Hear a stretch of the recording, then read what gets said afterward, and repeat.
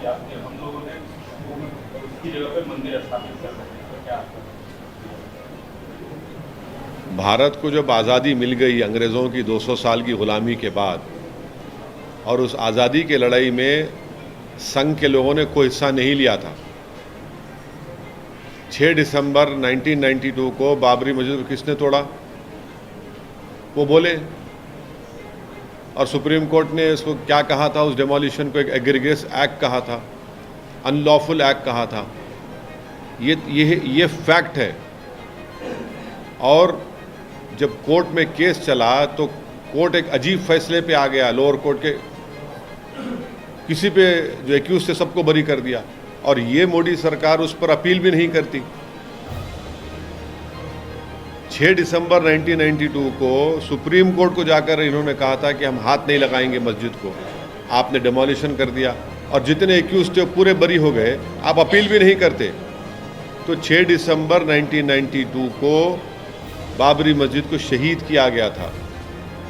और आज़ादी मिलने के बाद रात के अंधेरे में चोरों की तरह मस्जिद में घुसकर उस पर कब्जा किया गया।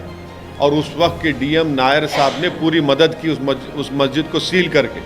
और बाद में वो कलेक्टर साहब नायर साहब जनसंघ से एमपी भी बने। ये उसकी हिस्ट्री है। नहीं, ये इसका डेमोलिशन उस जगह पर, जिस जगह पर बाबरी मस्जिद बनी, सुप्रीम कोर्ट ने कहा कि कोई मंदिर को डेमोलिशन नहीं किया गया था। ये झूठ बोल रहा है चीफ मिनिस्टर। ये उसको सुप्रीम कोर्ट जजमेंट पढ़ना चाहिए। झूठ बोलने के आदी हैं। कहाँ कहाँ सुप्रीम कोर्ट ने कि मंदिर तोड़ी गई थी, झूठ बोल रहे हैं। वो मस्जिद तोड़ी गई थी 6 दिसंबर 1992 को, फेथ की बुनियाद पर सुप्रीम कोर्ट ने दे दिया। और मैंने उस वक्त भी कहा था कि इस जजमेंट के बाद बहुत से इश्यूज खुल जाएंगे। हम देख रहे हैं इश्यूज खुल गए। क्या हो रही है?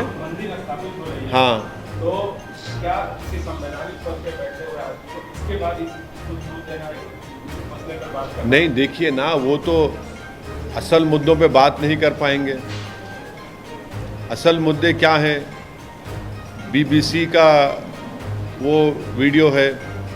असल मुद्दे क्या हैं? बेरोज़गारी है, असल मुद्दे महंगाई है, हाँ, असल मुद्दे मिस गवर्नेंस है। तो उसका कवर अप कैसे करेंगे? राम मंदिर बोल दो। कब तक इसके पीछे छुपेंगे लोग?